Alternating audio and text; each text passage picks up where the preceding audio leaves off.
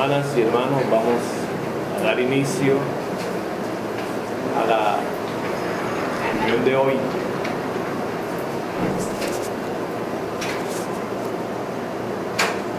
En las primeras reuniones hablamos sobre la importancia y el ingrediente más importante de la pareja, que es el amor. Sin el cual pues es imposible nuestra transformación. El matrimonio gnóstico debe descartar cualquier tipo de interés económico, social, racial, etcétera. Si nosotros nos desposamos teniendo en cuenta esa finalidad, pues de hecho no es un matrimonio gnóstico. Y si no es un matrimonio gnóstico, pues no se puede llevar a cabo allí ningún tipo de transformación en la pareja. Ese es el primer paso, el principio fundamental del matrimonio. Luego, en otras clases posteriores, estuvimos hablando de la importancia del matrimonio, del amor, con el fin de ir transformando las aguas mercuriales. Decíamos que las aguas mercuriales, tal como están, son estériles,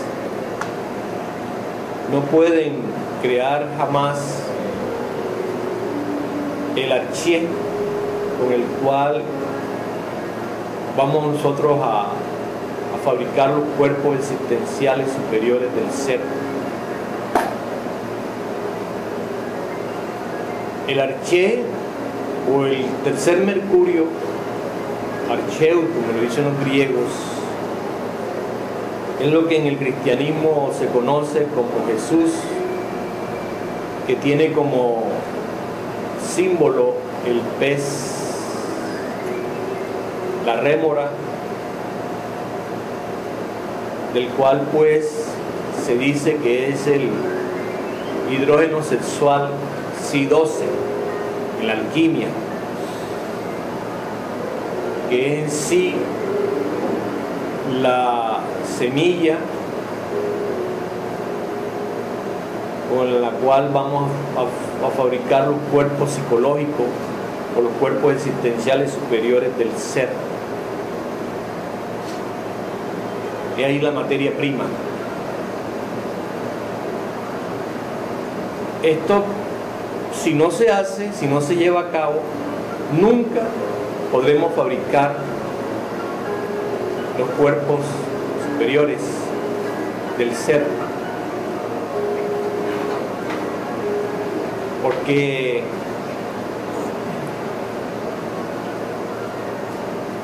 si no tenemos el archeus, quiere decir que no hemos llevado una transformación en las aguas mercuriales.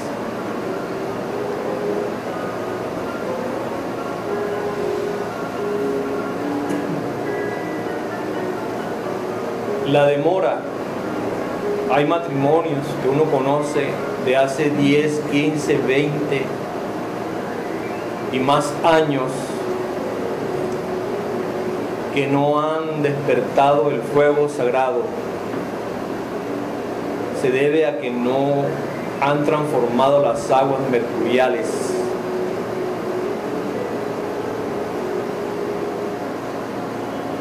Entonces esas parejas están perdiendo el tiempo, lamentablemente. Luego hablamos sobre la pausa magnética. Ya es una cuestión de ética, una cuestión muy profunda, que comenzamos a dejar el acto sexual como un vicio, porque nosotros, cuando caímos en la generación animal, a través del tiempo que nos fuimos degenerando más y más y más, convertimos el acto sexual, el acto más sagrado, en un vicio. Así que tenemos el vicio de copular varias veces en la noche o en el día, o muchísimas veces en la semana. Me refiero a parejas gnósticas, porque obviamente el profano tiene ese vicio, pero que una pareja gnóstica prosiga con ese vicio, ya es un error muy grande, garrafal. Allí está indicando que no quiere cambiar, no quiere transformarse y que no quiere fabricar los cuerpos existenciales superiores del ser. Si pues, en la pausa magnética tenemos un principio fundamental, que es respetar esa energía, que esa energía se aproveche a lo máximo para eliminar el ego y para lograr pues nuestra transformación. Son pláticas que hemos venido haciendo, que ustedes han debido ir practicando, porque vamos poco a poco llegando a un punto en que si no se han practicado esas clases, pues entonces todo se volverá teoría, que no se puede practicar lo demás.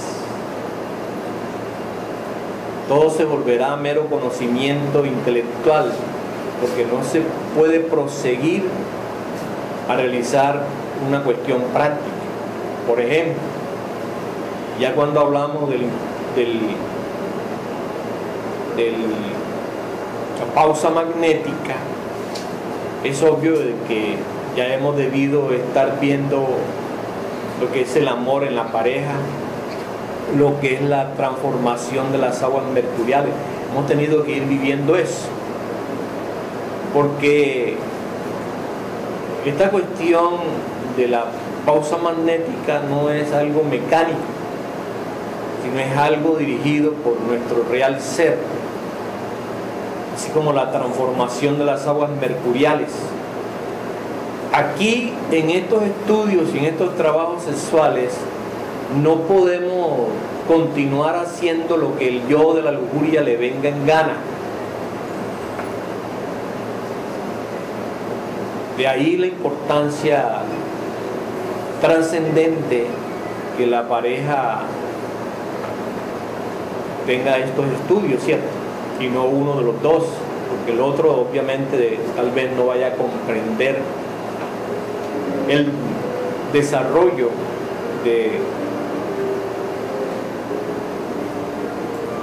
espiritual a través de la fuerza sexual. Entonces, hoy vamos a tratar sobre el goce sexual, sobre el impulso sexual. Con todo esto, lo que pretendemos es que ustedes se salgan de la mecánica del sexo, de la mecánica que hemos venido trayendo como ignorantes de la fuerza sexual.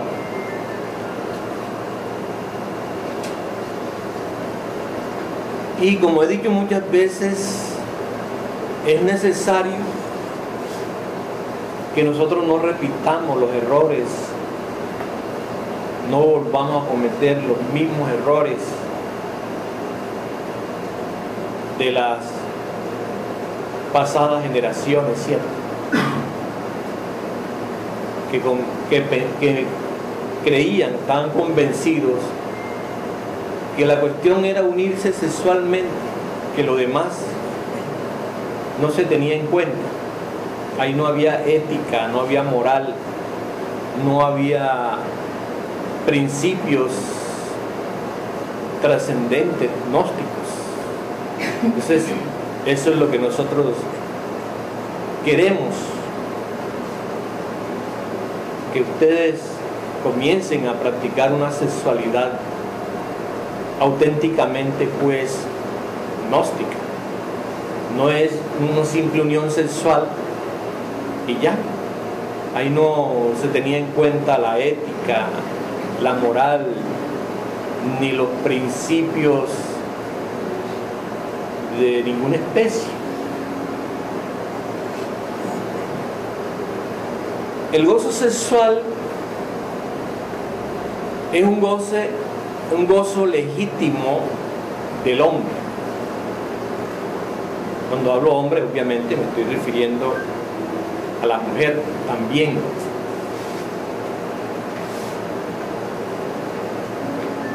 En la Edad Media y a finales de la Edad Media, cierto grupo de gentes ignorantes en el fondo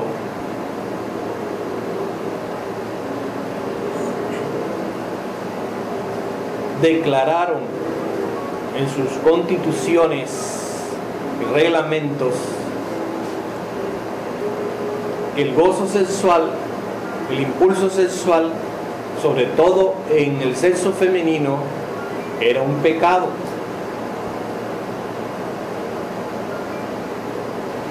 Por lo tanto, la mujer comenzó a ser discriminada en las cuestiones sexuales y se pensaba que solo el varón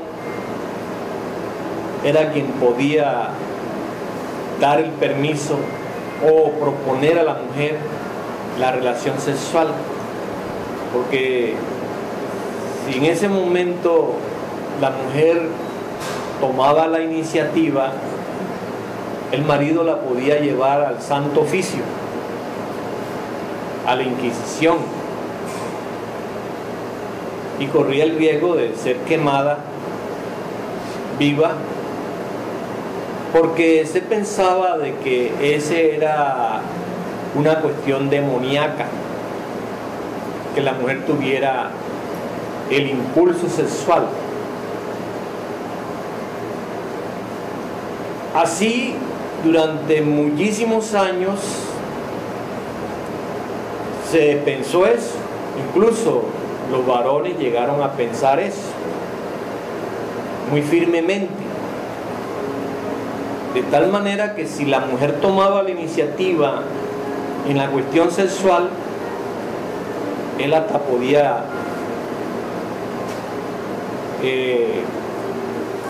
llamarla como una mujer de bajos instintos pasionales, que rayaba con la prostitución y cosas por el estilo.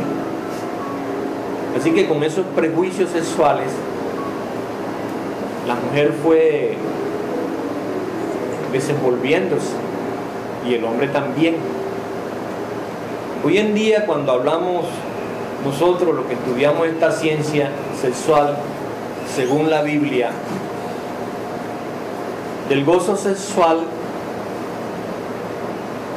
podrían algunos detractores ignorantes calificarnos como pornográficos, como gente que está fuera del lugar, porque allá en el fondo de nuestra psiquis todavía esa larva astral mental persiste y ordena nuestros actos. Entonces, el gozo sexual es un goce legítimo. El impulso sexual es un impulso real, tanto en el varón como en la mujer. Pero hay que aclarar algo. El impulso sexual, si no estamos nosotros practicando una ética y una moral real en nuestras relaciones con la pareja, puede ser tomado por la lujuria. Entonces allí sí cometeríamos un error, porque llega el impulso, viene el impulso tanto en la mujer como en el varón, y ese impulso puede ser aprovechado por la lascivia, por los pensamientos morbosos, en fin, pues por cualquier yo lujurioso. Entonces, al ver un asunto meramente natural, real, lo podríamos desviar para proseguir con nuestros errores sexuales. Eso es conveniente que lo comprendamos. Después del menstruo, ciertos días después, 3, 4 días, cuando la simiente de la mujer va entrando en actividad, comienza ella a experimentar el impulso sexual. He ahí la semilla, la simiente, pidiendo esa simiente o esa semilla complementarse con su antípoda, es decir, ese óvulo necesita un espermatozoide. Es una cosa muy natural, no hay pecado en ello. No podemos pedir o exigir que eso sea un tabú, un mito o algo por el estilo. Simplemente pues ese óvulo está exigiendo en su naturaleza interior su complementación, y por eso la mujer en esos días siente ese impulso, esa necesidad de utilizar el sexo. ¿Dónde está el pecado allí? Si es una cuestión natural. El varón tiene que comprender eso. A su vez, cuando los espermatozoides empiezan a subir por los conductos espermáticos hacia la vesícula seminal y empiezan a madurarse, y luego comienzan a subir hasta la próstata, y ahí es donde reciben la mayor cantidad de electrificación y magnetización, el varón comienza también a sentir el impulso sexual, o sea, la necesidad de utilizar el sexo. Es obvio que en el varón tenemos lo mismo que en la mujer. Un óvulo de un ovario del derecho entra en actividad en un mes, y en el otro mes el otro ovario entra en actividad, el izquierdo.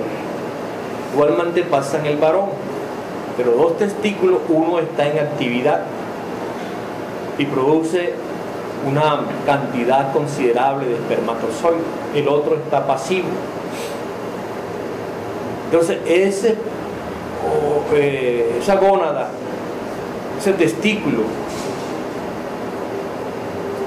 elabora pues ese material que asciende por último a la próstata. Allí se magnetiza y se electrifica. Entonces se siente el impulso. Hay unos espermatozoides maduros que la naturaleza quiere utilizar. Levítico 15 dice: no se debe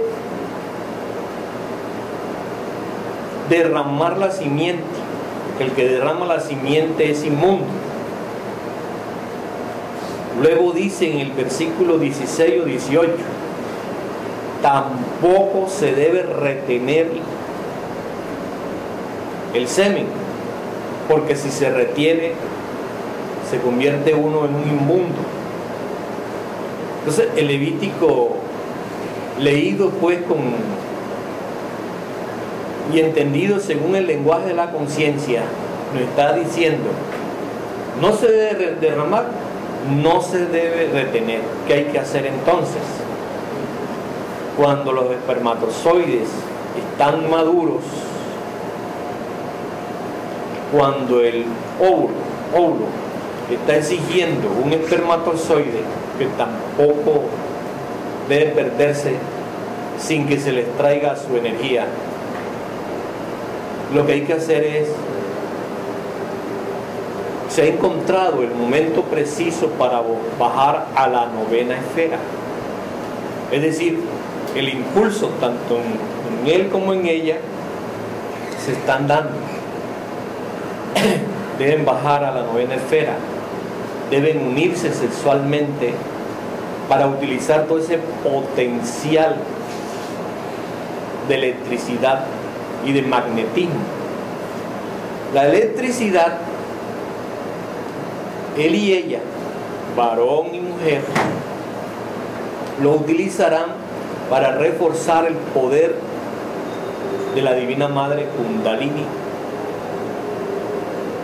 para eliminar el ego. Eso está cargado de fuerzas eléctricas terribles.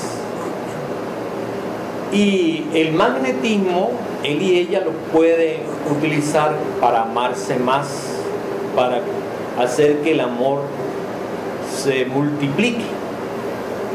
Entonces, bien se ha dicho que allí está en el sexo la iglesia del amor. Así que si nosotros utilizamos el impulso sexual con toda honestidad, limpiamente, estamos preparados y preparándonos para eliminar el ego y para multiplicar el amor. De no ser así, ¿qué va a ocurrir? Pues todo lo contrario. Si se va a utilizar el sexo sin el impulso sexual, no se va a experimentar el goce sexual. Toda pareja magnetizada, llena de electricidad trascendente, puede experimentar que a partir de los 5 minutos comienza a manifestarse un estado íntimo, extraordinario, desconocido por el homúnculo racional. Ese estado es el amor. Fuerzas extraordinarias, sentimientos profundos empiezan pues a manifestarse allí en ese instante. Eso es lo que se conoce como el amor. Entonces ahí se está expresando la fuerza magnética, el magnetismo de la pareja, ¿cierto? Que se divide en O y en O. Es decir, esas dos fuerzas magnéticas, cuando se unen, despiertan una tercera fuerza, que es el fuego sagrado del Sagratísimo Espíritu Santo, de la Madre Divina Kundalini, ¿cierto? Pero fíjense, y aquí es donde yo quiero que ustedes vayan entendiendo este asunto, esta cuestión de la sabiduría del Celso. Sin esa situación, no esperemos que la Kundalini se levante. No esperemos que la práctica sexual tenga realmente algo trascendente y trascendental, algo profundo. Así pues, que no cometamos la misma falla, los mismos errores de nuestros antecesores, que cuando daban una clase de sexología simplemente decían: únanse sexualmente, no eyaculen, no derramen, no pierdan la energía sexual, no lleguen al orgasmo, no lleguen al espasmo, que lo demás se va dando. Se va dando. En nombre de la verdad debo decirle a ustedes que en ciertos lugares, dijéramos, donde se enseñó la sabiduría gnóstica, se dijeron esos absurdos, esos adefesios. Allí yo los escuché. No voy a negarle que yo también enseñé eso así. Decía así: únanse sexualmente. Cometí ese error, pero luego con el tiempo, la práctica y la experiencia directa lo fui corrigiendo, y hoy día se lo transmito a ustedes para que ustedes lo enseñen así, y si lo están practicando como nos lo enseñaron a nosotros, lo corrijan y empiecen a practicar el arcano AZF según las leyes y no según los caprichos de gentes ignorantes. Así pues, tenemos que dejar la mecanicidad del sexo. Tenemos que regresar pues al punto original de partida. Entonces, ya en la unión sexual, a través del impulso sexual, viene el goce. El goce comienza con la preparación del cuerpo físico, a través de los besos, las caricias, etc., palabras amorosas. Luego tenemos que en esa preparación del cuerpo físico, las aguas de vida, las aguas mercuriales empiezan a vibrar, porque aquella fuerza magnética que está en la esposa y esa fuerza magnética que está en el esposo comienzan a tratar de complementarse, de unirse. Esas fuerzas eléctricas son atraídas la una a la otra, ¿cierto? Comienzan pues a vibrar extraordinariamente. El aire de vida es un poco alterado, ¿cierto? La respiración. Cuando ya viene la unión sexual, flamas, fuego comienza a desprenderse de la iglesia del amor, ¿cierto? Si esa unión es dirigida por nuestro Padre que está en secreto, por nuestra Divina Madre Kundalini, es obvio que la pareja comienza a sentir eso que se llama amor. Entonces, hay algo muy trascendente aquí, y es que él comienza a sentir que está personificando a Shiva, al Espíritu Santo, ella comienza a sentir que está personificando a la Divina Madre Kundalini, Shakti. Entonces, él y ella, Shiva y Shakti, unidos mediante esas fuerzas eléctricas y magnéticas, empiezan a vibrar, están conectados, él y ella, ¿cierto? Ya dejamos de ser fulano y fulana, ya dejamos de ser este cuerpo y el otro cuerpo, sino que las dos flamas, como dice el ritual gnóstico, comienzan a vibrar tan armoniosamente que eso les permite la facultad de eliminar el yo y de transformarse la psiquis. Entonces, él y ella, la mónada de ella y la mónada de él, conforman el verdadero matrimonio, la verdadera unión sexual. Quedan unidos en matrimonio. Y ahí sí se puede cumplir lo que Dios ha unido. ¿Quién lo puede separar? Así pues que los invito a reflexionar sobre el impulso sexual, sobre el gozo sexual, que es la unión de nosotros con el Espíritu, es la unión de nosotros con nuestra mónada, con nuestro Dios. Esa es la cruda realidad de los hechos, esa es la cruda verdad del acto sexual, esa es la auténtica y lo cierto, lo auténtico y lo cierto del amor. Así pues, hermanas y hermanos, aquí tenéis otra clase más para purificar el acto sexual, para llevarlo a donde tenemos que llevarlo, a una limpieza, a una asepsia tremenda. ¿Por qué tenemos que mirar con lujuria lo que es divino? ¿Por qué tenemos que poner allí un pensamiento morboso sobre lo que es sagrado?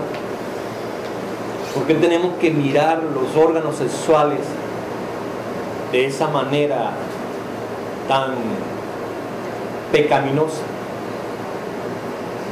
Así que tenemos que cambiar, tenemos que transformarnos. ¿Alguna pregunta? O sea,